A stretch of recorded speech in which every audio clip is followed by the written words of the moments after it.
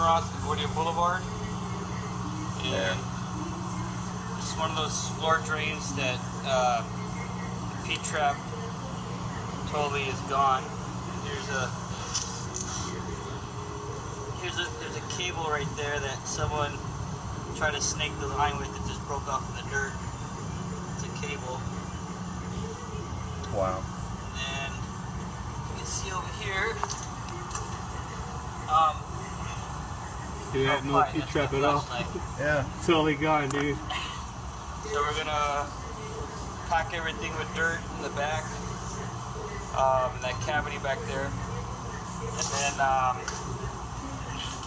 put a new P-trap and a new floor drain, or a new floor seat rather, and tie back into there. Hopefully everything else is good to go.